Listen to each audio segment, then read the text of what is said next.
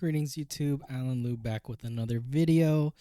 I haven't been posting as much recently since when heavy hitters came out and I was making more videos, and I thought about doing weekly RTN meta recap videos, but I figured why not just wait till the end and give my overall thoughts on things, because things are going to change week to week, and I could have made a video I guess week to week, but also work was definitely picking up, so definitely needed some time to just take a step back.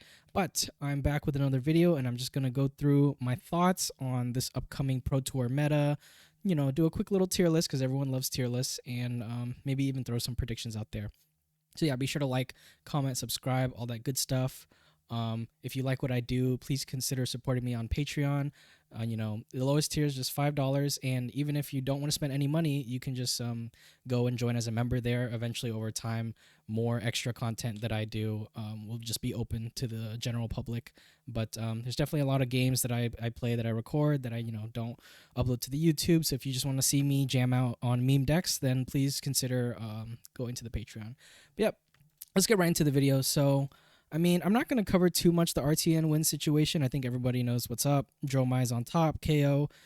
Victor is up there also. Katsu has been on the uptrend throughout the RTN season ever since more players started going towards Lynx. Kano, kind of the opposite story, was very high at the beginning and has kind of gone down a bit. I still think Kano is a very strong deck in this meta, but a lot of decks are going to be prepping for the matchup, so I don't necessarily think that he'll perform as well at the Pro Tour, but who knows. My boy Bravo, unfortunately, didn't perform better than Victor. You can argue who's the better Guardian. I would argue it's Bravo. Some would argue it's Victor. I'm not like very passionate about that question per se. Like, if you think Victor's better, that's totally fine. If you think Victor's worse, sure. Maybe it's a situation of Guardian players wanted to try out the new Guardian, so they went over and played Victor instead. I don't know, but you can't. This is the only data set we have, so might as well look at it. Kasai is right under Bravo, which is kind of surprising. I think a lot of people expected Kasai to be quite good going into the RTN season, but I think just as more people played the deck, people kind of figured that you can definitely have some very powerful things, have very powerful rate, you block very well. Blood on Your Hands and Raise an Army are both very good cards, but the issue is when you're running so many yellows in your deck, you kind of run into the issue where, your beginning 5 or 6 turns maybe are just a bit under rate. If you don't draw Go Again, you're not really doing much. You can set up with Vigors and Grains and all that, but just maybe Kasai is a little too slow on that end. But and also the bad Dromai matchup. Obviously, as Dromai saw more representation and wins throughout the RTN season, Kasai probably went down also. Bolton, I think Bolton's still a pretty good deck, but he doesn't necessarily have great matchups across the board, so he's doing respectably, but just not amazingly. Azalea, I think, is actually a pretty good deck right now into the quote-unquote best decks like Dromai and KO, but she definitely struggles into the Guardian matchup, so it's kind of like a gem situation for her. Definitely, like, if you run into some Guardians and you can struggle there, but if you run into like Dromais and KOs, I'm not saying you're like wildly favored into those matchups, but like you're not unhappy to see them compared to Guardian. Dash has kind of been on the downtrend. I guess she just doesn't do quite enough in this current meta.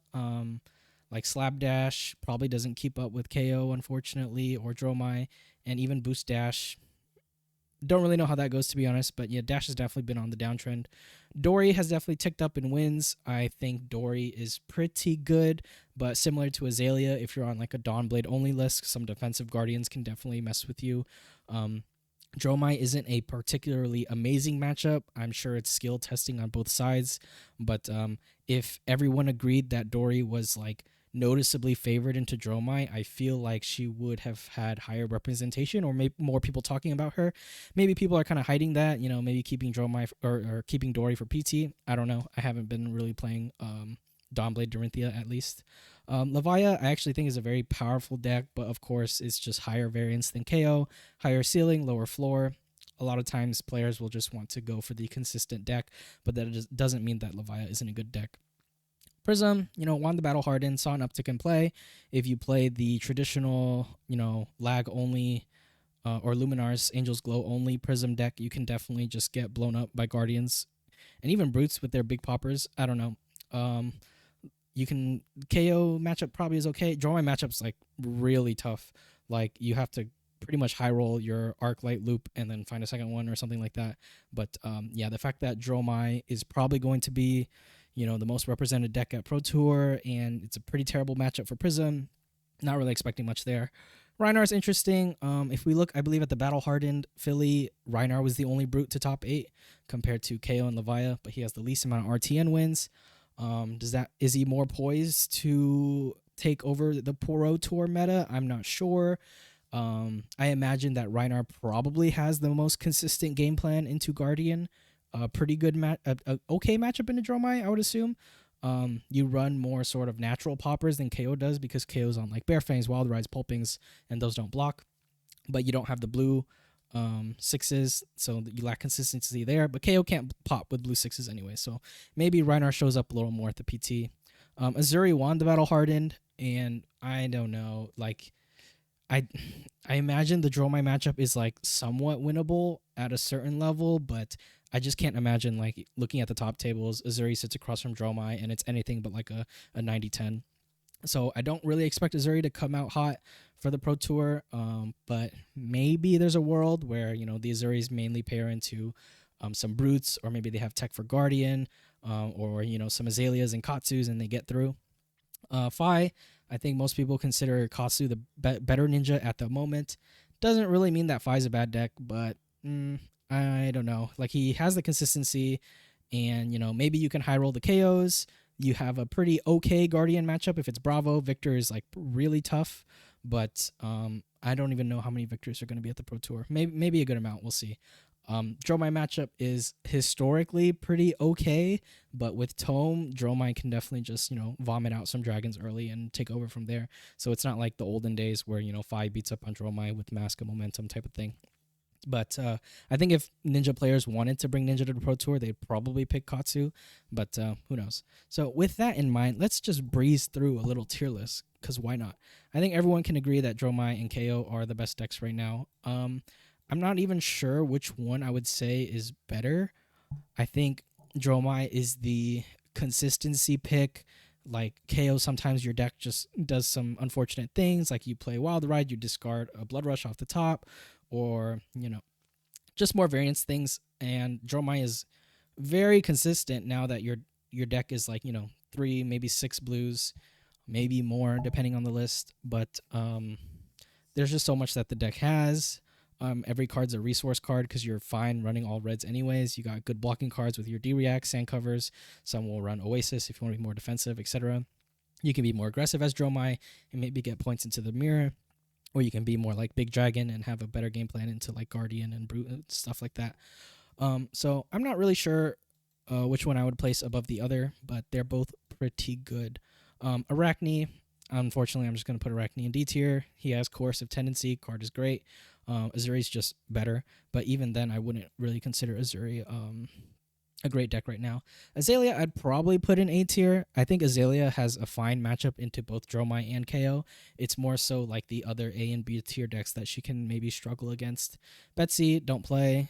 There's 2 better Guardians. If you want to be aggressive, you can play Bravo. If you want to be value defensive oriented, you can play Victor. You can even be an aggressive Victor or more defensive Bravo. But either way, there's like barely any reason to play Betsy. Like technically you could do well on Betsy just because like the Guardian, card pool is like pretty decent, but for that reason I'm just gonna put her in D tier.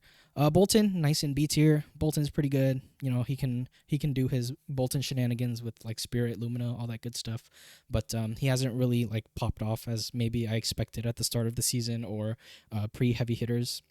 He's like one of the few like talented heroes left in our current metagame outside of like Dromai and Levia, so it's kind of one of those like high ceiling, low floors things when it comes to these talents. Bravo, I would say Bravo's pretty mid, honestly. Like I play Bravo, and most matchups I feel like I'm pretty okay into. I think Brute is probably the toughest matchup for Bravo that has come from heavy hitters. Like KO's value game plan is just really hard to overcome, even if you're on like Tunic, Buckler, D-Reacts, and all that stuff. Or even if you're aggressive, they have so much armor that it's really hard to chew through it. So for that reason, Bravo's probably in B tier. I would say that Bravo has like a pretty fine matchup spread, but being like 40% or under into the brutes is not a great spot to be in. Dash, I'm just gonna put in B tier. Like Dash still is just very consistent, even if she's not doing the most powerful things. I wouldn't be surprised to see a Dash, near the top tables. I would be more surprised to see an Azuri at the top tables, which isn't to say Azuri's bad, but Dash IO, I honestly would probably put in C tier. I know there's some people cooking up stuff with Dash IO. Will it be enough to top the Pro Tour? I have no idea. I haven't really played Dash.io at all. Haven't tested into it. This is just a guess, I guess. Dory, I'd probably put in B tier also.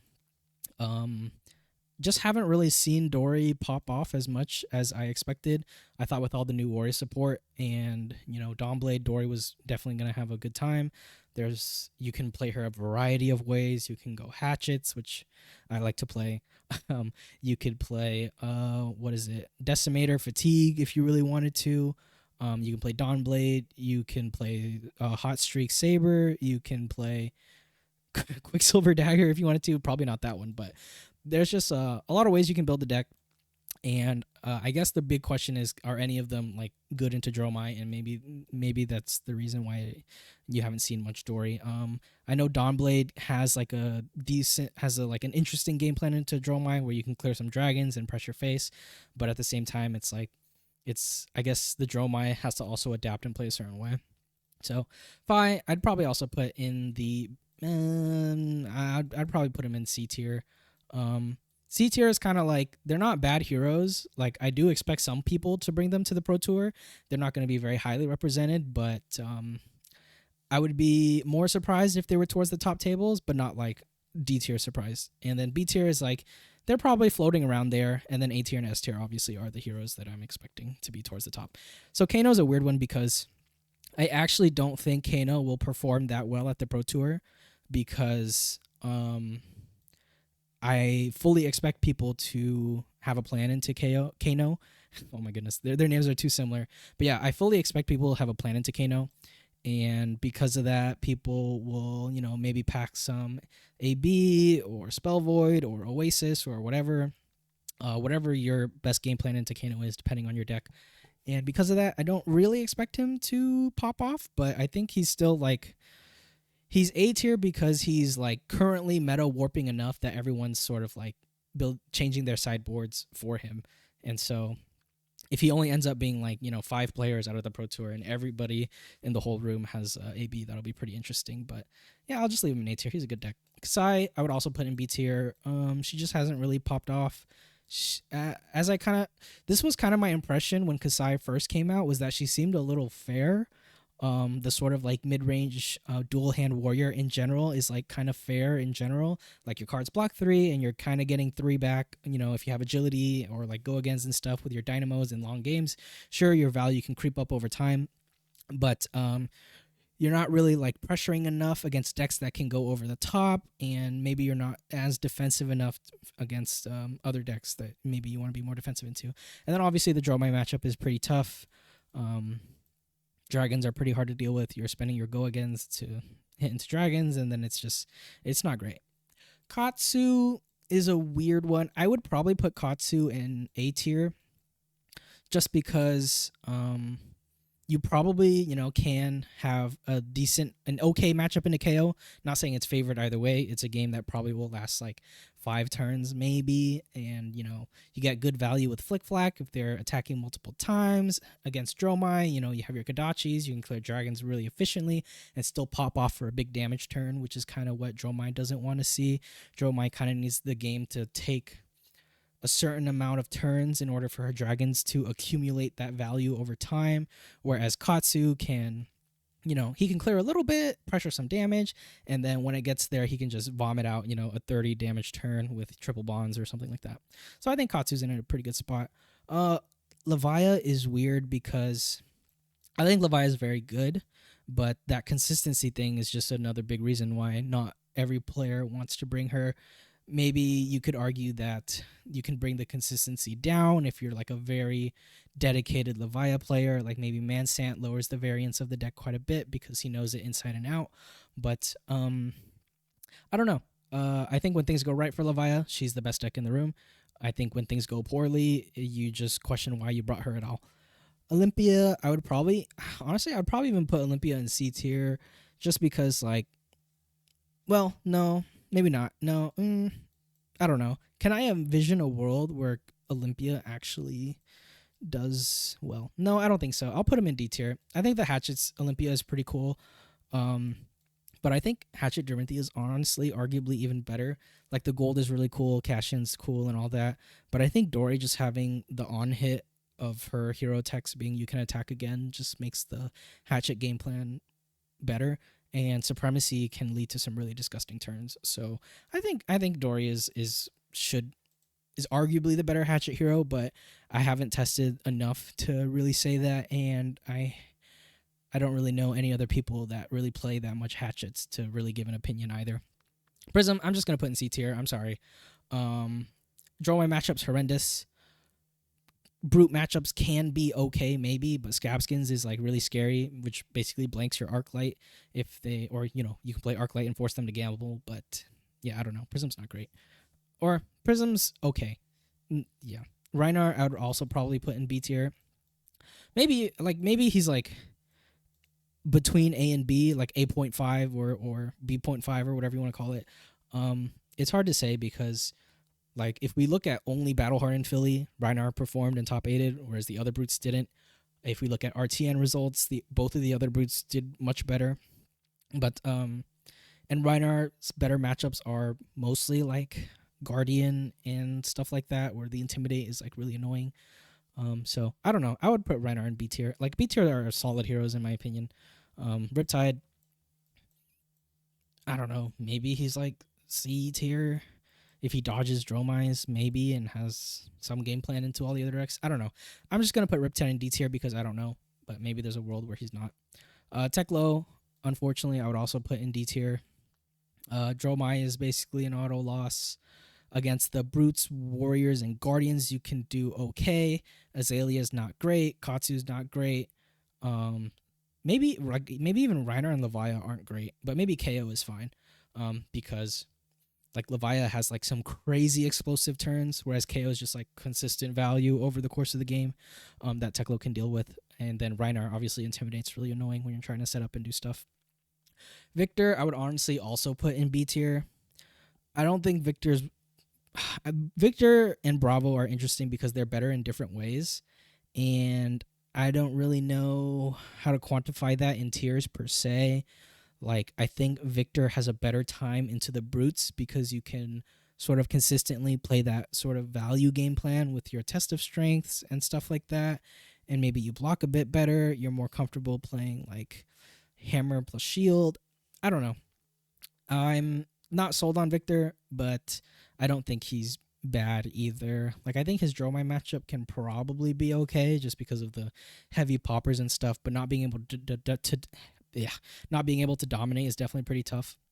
Kano's obviously terrible matchup. Azalea's fine. Katsu's pretty fine. Trounce and Test of Strength really pull weight there. So I think Victor and Bravo are just like slightly different, but you can argue that in the current metagame, maybe Victor has more share, I guess. Like, he feels like the more I guess if you compared something like Kasai and Dorinthia, it feels like Kasai has more polarizing matchups when it comes to like Kano and Dromai and compared to like Guardian. But Victor and Bravo don't really feel like more or less polarizing. They just kind of feel different. Viserai, I'm just gonna put in C tier because I think, I don't know, Galaxia is like a crazy card. Like, the card has so many potential unfair lines that it can do, but at the same time, it's like the deck doesn't really have that much consistency. If you're not on the OTK plan, fatigue is somewhat of a consideration because, when you're dealing arcane damage, you're not threatening cards in their deck. But if you're on the OTK plan, then it's the opposite question. You auto lose to Dromai or Kano and stuff like that. I don't know if anyone's come up with like a switch deck where Viserai can go like aggro or OTK. That just seems like it takes too many cards.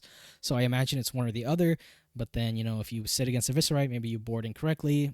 Like, no one really knows what Viserai is up to these days. He's just doing stuff. Vincent, unfortunately, I'd probably just put in D tier. Um, I think I don't know. It just feels like Viserai just has a little bit more going for him, and there's the sort of IP penalty on Vincent where you have to banish a card every turn seems a little rough. Fatigue kind of seems like an issue. Maybe it's not. I don't know. Like maybe Vincent's in C tier. I don't know. Like maybe a lot of these heroes are in C tier, but I don't know. So S tier is basically everyone agrees these two are the best decks in the format. A tier are my picks for like the slightly better decks you could play. B tier are solid choices. C tier are sort of like my dark horses for the event.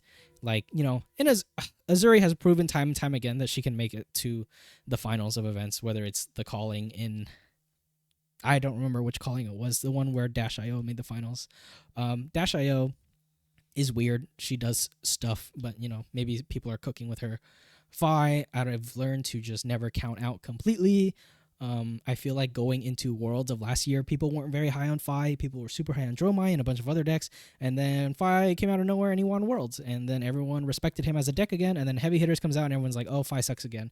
And, maybe Fi will top 8 again. And everyone will be like, oh, Fi's still a good deck because he's consistent, blah, blah, blah. Prism has very polarizing matchups. People definitely have not probably made like optimal lists for her. There's probably so much to explore with Prism, so I would never count her out either. Same thing for Viserai. He can do some pretty unfair stuff when things line up. Sometimes his deck just completely shits the bed though. And then D tier is decks that I don't expect at all to do well at the Pro Tour, unfortunately. Like I like these heroes, but it's just like I can't imagine myself ever being like, will any of these heroes top 16? Probably not. And if someone proves me wrong, then it is what it is. So, yep. That was kind of my final tier list. Let's see how long. This video isn't too long, so I wanted to go over one more thing. And I wanted to look at the Living Legend leaderboard. And something that's really interesting is like, what is it? If we look at all of these Living Legended heroes, and even the top ones currently, all of these heroes have won at least a tier 3 event or above. Bravo, star of the show, he's won plenty of events. He didn't win Pro Tour New Jersey, but he won the calling at that event. Excuse me. Briar recently won U.S. Nationals. She won U.S. Nationals when she came out, when Tarek won.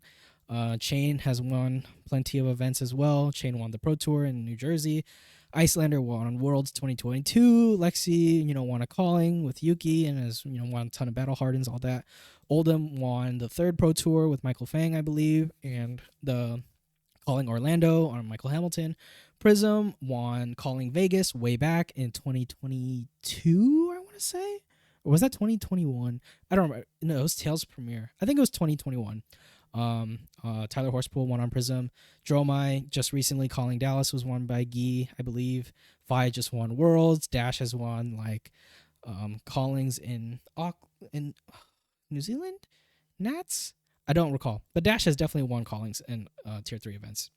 But then we look at these decks under it. Bravo. I don't believe Bravo has ever won a tier 3 or above event. And something I just thought about is that it would feel really sad if Bravo Living Legend and all of his points are basically just like Battle Hardens, PTI events, and Road to Nats and PQs. So probably just going to be bringing the boy Bravo to Pro Tour, see if I can maybe bring him there towards the finish line. Might not happen. Maybe it will happen, but it is what it is. So if I had a question for the viewers, let's just have it be this. Do you think LSS should do something to the Living Legend system where a hero needs to win a tier 3 or above event to Living Legend? Because, I don't know, maybe that'll just keep heroes in the game for too long, but it does feel a little sad when it's called the Living Legend, and some of these heroes might get there just because they just won a bunch of local events over the course of 4, 5, 6 years. So I think it would be really cool if like Bravo even somehow managed to get like 1,200 points and he still doesn't get over the finish line at a tier 3 event. And every time you tune into an event, if Bravo makes a top 8, it would be like, is this the event where he finally goes? I don't know. Just some food for thought. That was all for me. Just a little quick video. Don't really have too many more videos planned at the moment. Maybe I could share some deck lists of some random meme decks I'm trying out. But with Pro Tour very close, definitely been focusing on that. So, just wanted to give you guys a little update on sort of my read of the meta, I guess. But yeah, thanks for watching. Like, comment, subscribe if you made it this far. Any interaction I appreciate. I mostly respond to every single comment I see if I feel like responding is worthwhile.